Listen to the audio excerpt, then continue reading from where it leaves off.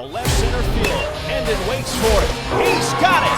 William Carey is back to the NAIA World Series. They win it 11-4. William Carey finishes the regular season 15-3, winning it here at home 78-70. The Crusaders are conference champions. Welcome back to Behind the Shield, your inside look into William Carey Athletics. I'm your host, Ben Smith. And this week's a special week because it's the first time on the show that we've had two players on the show. We've had all these coaches. Now we're going to get to the good stuff. We're going to get to you guys. So we've got two volleyball players this week. We've got Sofia Bettini from Morelia, Brazil. And then we've got Alyssa Portee from Albuquerque, New Mexico. That's a tongue twister. Okay. Albuquerque, New Mexico. Guys, thank you for joining the show this week. Now, your positions, we've got outside hitter and right side, right? Yeah. I'm learning the volleyball game, so we're getting there. So the purpose of this show, and I'm sure you guys have heard about it, is to kind of give an inside access look to fans and supporters of William Carey Athletics into what you guys do every day. So this is your show, and we're going to have some fun. Before we get started with the Q&A portion of it, and I guess this is kind of Q&A, but how did you guys, neither one of you are from Mississippi, not even from the Southeast. How did we arrive here? Well, I had an agent, and then that made me come here at first, and then I went first to Iowa in a community college, and then because of last year's assistance coach, she was Brazilian as well, so I was able to contact as well with my agent and then come here to transfer and everything. Awesome. Yeah. Is that common kind of for players from your country, from Brazil, to use an agent to get to the United States? Oh yeah, all the time. Yeah. That's how we usually do it. Yeah. Okay. All right, by way of New Mexico. I was at a junior college. I was at New Mexico Military Institute for 2 years. I ended up breaking my ankle and I did not get recruited. And then I took a year, I didn't play, or I guess a semester, and then I ended up here just in the spring and February. Coach Shirley found me like in December, reached out to me because two of my old teammates, Barbie and Evelyn, they put in a word for me, and then Coach reached out, and then from there I was here. So I don't know if you remember this or not, but kind of a fun story about when you got here. The first time I ever met you was in the cafeteria. We had a volleyball player that had, I think she had a torn ACL, and she was on crutches, and you were new here, and you were helping her get around campus. That was Evelyn. Oh, she did her ankle. She did. Oh, it was ankle. Okay. I did what she did, but worse. Yeah. So yeah, that was bad. So yeah. I've been there. That was the first time I met you, and I thought, well, she just got here and she's already helping kids out. That was awesome. She's a really good friend of mine. I've known her since I started college. Like I've known her coming 4 years now. So Nice. like I've been there. So I definitely know what it's like to go through CAF and be on crutches and Right. the whole thing. So. Okay. Well, let's get to some quick Q&A about this year's volleyball team. All right. We're about, let's see, well, we've played 16 matches now. No, 13 matches. We've played 13 matches now.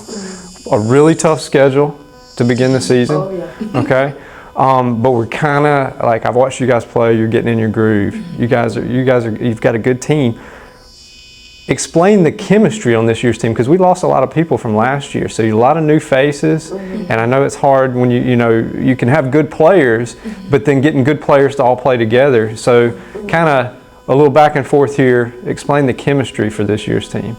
Yeah, I think this year, well, like I wasn't here in the fall, obviously, but I think this year, like from day one, like I think I would describe it as electric. Like that first week in the gym, like every day it was like, oh my gosh, like what is this energy? Like it could have been like 12 teams in the gym, and it was literally just the 17, 18 of us. Like our energy is crazy, and I would say we're a super energy driven team. Like I think we push each other, and our chemistry off the court too. I think that we all get along super, super well. Like we all talk to each other well, we treat each other well, and it's just hard to find. Yeah, it's super hard to find. Like I've been on teams that it's not like that, like right off the bat, or even further down in conference and postseason. But I think like one word, electric, and I think taking that electricity and that energy and taking it like brick by brick, like Coach likes to say, and just keep building on that as we just started conference and taking that to the rest of the conference. Yeah, I think it was very important preseason teams that we played, especially because they're all ranked, so we could see our potential through each match. Mm-hmm. And the fact that we have the energy is great, and now our fight is for the consistency of this energy every match. When we get in the groove of that, and that's like she said, brick by brick, and we're gonna build throughout the season. When we get there. Well, you guys are battle tested now. I mean, you played a really hard non-conference schedule to start the season. You opened up conference last week with a win, so you're 1-0 in the league. Yes. You're not going to see a better team during your regular season than you played during the early season non-conference schedule. So that's a good thing. And, you know, talking about team chemistry for a second, before you guys even started the season, I remember seeing some stuff on social media that you guys know, like synchronized swimming or like scavenger hunts, things like that. That was all really fun. And having all those new faces, I would think that makes a big difference to do things like that as a team. Yeah, like from last year, I think we have to get, we talked about some kind of pressure on meeting new expectations from last year and everything. I think it's a privilege for us because it's going to be an every year thing to achieve that. Right. But now it's new goals, new people, new relationships. And when we lose and when we win, we can build from that. Right. And like get to know each other's reaction and how to like deal with that. So like there's this part of last year, but also like a whole new thing for this year. You know? Right. Now you've taken 3 really big trips to start the season already. I mean, you guys have been world travelers all over the country. What's been the highlight of the season so far? I'd definitely say beating Montana Tech in 5. The whole Montana trip was honestly super awesome. Like, we went to San Antonio, and then following Montana, we did Nebraska, and like, it was just awesome. Like, to see a new place, to find that really, really tough competition, and just being able to take that team to 5 sets and really see like push through each and every set and like have that goal and stay consistent and level, because I think that that's like our biggest thing is staying level and just inching forward to everything, like point by point. Like that's kind of something we say on the court too. It's like we're not going to win the game in one ball, like just because you crush that ball, like there's 24 more points to go. So it's like point by point, and I think that that game was exactly that, was 1 point at a time, and we trusted the process and went in and did our jobs. I thought that was a huge match for you guys too, to win that match in 5, because the resiliency that the team showed after playing some heartbreaking games earlier, you know, or you played some really tough teams like Eastern Oregon they were so good, guys. They were really good, and we want to get to that level, right? And I thought after playing those teams, it would have been really easy for you to fold it up and just take another game on the chin. But you didn't. You know, you persevered through and you came back and you got that win. So I thought it was a testament of leadership for your players and good coaching. And I thought that was really big to win that game. That's going to bolster you through the season, I think. Now, you guys are roommates. So how do you, all right, and I know when I was a collegiate athlete, how like the conversations that I had at my apartment with my roommate, who was also a baseball player, like how do you guys push each other when you're away from here? You know, do you have conversations about things that you're doing, like, hey, we can do this, we can be better, you know, things like that? How do you guys push each other as roommates to be better players? Well, I have to give a shout out because like I know her a lot, and I think we're very direct on what we like and we dislike. Right. So we know exactly what to do and what is like making you angry and what like every day.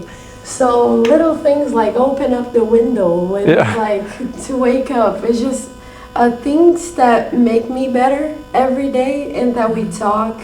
Even on the court, I think we are very good on separating court dynamics and roommate dynamics. So what we do on the court don't translate on the room. Right. And if it bothers us, we're gonna talk, and that's gonna be there, you know. we're gonna solve it right away. True. So I think that's a big part. Yeah, I think that we're super honest. Like even on the court, honestly, I kind of think it does translate. Like in the room, like I'll be like, Sofia, this is not flying with me, or like she does the same with me. It's like, oh my gosh, like turn your phone off, or like whatever it is. Like, and it's not like a dig. It's not personal. It's just like a shared space. And I think on the court, it's a shared space, but with 6 people.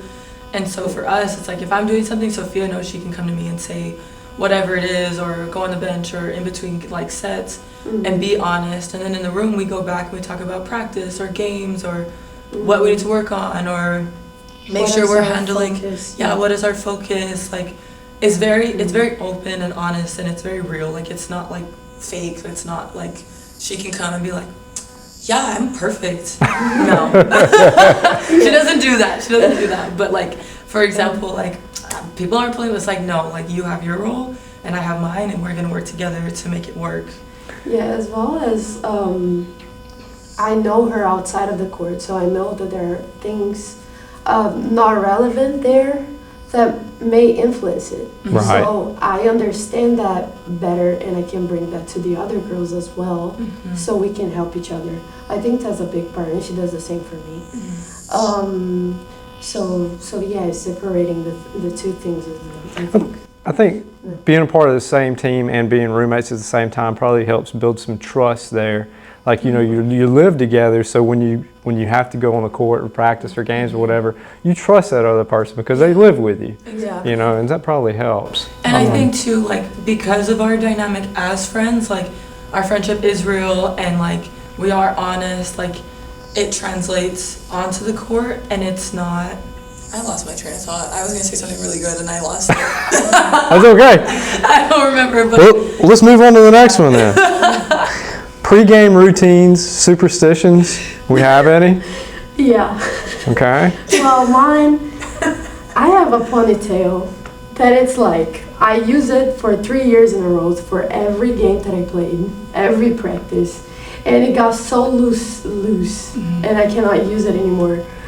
And so I put it on my shoe. Okay, so you still keep it. You just have to have it somewhere. Everything I learned, everything I learned is in there. Okay.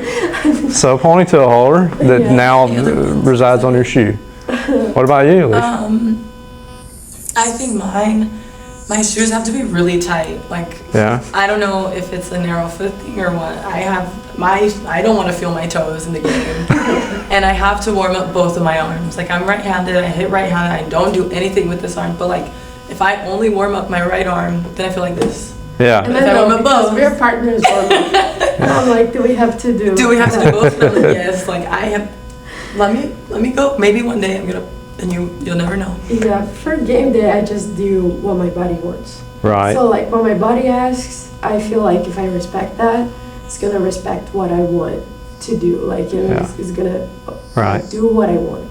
So like my weird superstition when I was a player 100 years ago was I would not shave on game day.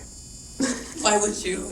It was just, that was like my only weird superstition, but like, you know, and our head baseball coach, which was Coach Alford, who's still a baseball coach, back then you couldn't have facial hair. He wouldn't let you have any facial hair. So I'd have to shave the night before the game because I would not shave on game day. Like I just couldn't. I was like, we're gonna lose if I shave on game day. I don't know why, but it was weird. Me as well. I don't shave in game day. Okay. This is a big question that I think a lot of people don't have a great understanding of. I think if you've never been a student athlete at the collegiate level, you obviously cannot understand the expectations of a student athlete. How do you guys, because you're both very good students, how do you guys balance class and play? You know, the whole dynamic of being a student athlete, how do you balance that? I think it's just taking care of your priorities. I think for me too, like with my background and especially where I went to junior college, like that was not a question. Like military school, you were doing your homework, like coaches had access to your canvas. Like if you were not on top of it, you were not, your practice was with your computer in the bleachers. So I think that is a testament of like what I've learned before and like what's important to me. Like at the end of the day, like when I leave with all of this experience and knowledge that I've gained from volleyball, I'll also have a degree with it. And like at the end of the day, that's what I need, like to succeed for the rest of my life. Like I'm gonna need a degree, and to like not do that to the fullest is also not okay, I guess, if that makes sense. So like if it's important to you, then like you'll make time for it. Like we have to do film, we have to go to practice, we have to go to weights. That's all important. But at the same time, there's also time for homework and studying, like not film, studying for tests and going to class and taking care of yourself. So I think it's just prioritizing what's important to you. Like if you care about going out, well, that takes time away from what's actually important. But some people have different priorities. Right. Yeah. I think I just plan my week when I have free time. So I'll see what I have to do on Monday, what I have to do on Tuesday, Wednesdays, and like I'll try to track when can I do my homework in time, and when do I have tests. I always have to be on that, and always be talking with my professors so they can help me with all the traveling. I think that's a big part. Communication. When we miss things, that's when we get stressed out a little bit. Right. Because we have to be on top of things, but how can we do that when we're out? You have to talk, and you have to try to be there anyways, and like try to do stuff. Get friends in class to help you as well. I think I'm doing a better job this year because, well, that's the third year that I've been trying to get. That's when I finally got it. It was like my third year. It's like, I got to go to class. Wait a minute. You see, like, but getting in time, a big thing on class every day. Doing what you have to do and planning it, it's a big part. Yeah. Yeah, And I it's think being friends with your teachers definitely helps, because they'll definitely help you. They will. I think people don't understand, like, we went through syllabus week and it's like, no missing, no this, no that. But like, when you go and you introduce yourself and you make yourself known, then I think teachers really appreciate that, like that extra effort, like the extra mile. And like, they're human, like they're willing to help you as well, as long as you give back in return. Yeah, love Dr. Goldsmith, by the way. All right, last question. What's one thing, each of you can answer this, what's one thing that you guys want fans or supporters of William Carey Volleyball to know about this team that they may not see on the court? That's kind of a tricky question. There's a lot that they don't see on the court.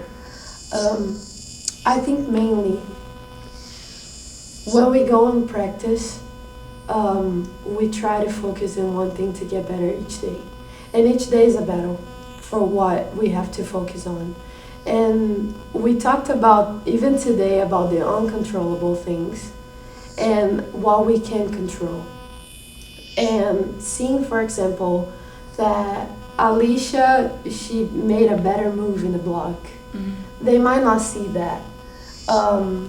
Because she didn't touch the block. Like, you cannot see that in stats, you cannot see that anywhere. You can only see by her progress during practice and what she translates on the court. And that's like a big thing, and I think most people don't see it. So the unknowns of the game, the things that are happening that you don't even realize are happening. Yeah, that you go like it wasn't even our point. Alyssa, you made the right position in the block. That was great. And then we go to the next point. I think that's a huge deal. Yeah. Okay. I'll kind of say the same, but I don't want to say the same. I was kind of thinking that way, like the work that gets put in, like you guys may only see 3 sets or 5 sets or even a loss, and it's not that we're not learning, it's not that we're not putting in the work. Like, we put in work day in, day out, 3 hours a day, weights, everything like that. Like, know that work is getting put in, not just for us, but for something bigger than us. Like, we're playing at a Christian university, like, we're bigger than the sport that we're playing. And I think that at the end of the day too, like, we're playing for you guys, like for the fans, like for the program, for the school, like to put Carey on the map. Like, we have so much stuff and we are using that, we are taking advantage of that, and like it is a process, so like we trust the process, like, and so they can trust the process, so they can see it like on game days. Well done, ladies. For everybody listening back home, the girls will be on the road this week, but they'll be back at the Waddle here pretty soon. It's still not too late to get season tickets. You can visit CareyAthletics.com for those. Guys, thank you for joining us today.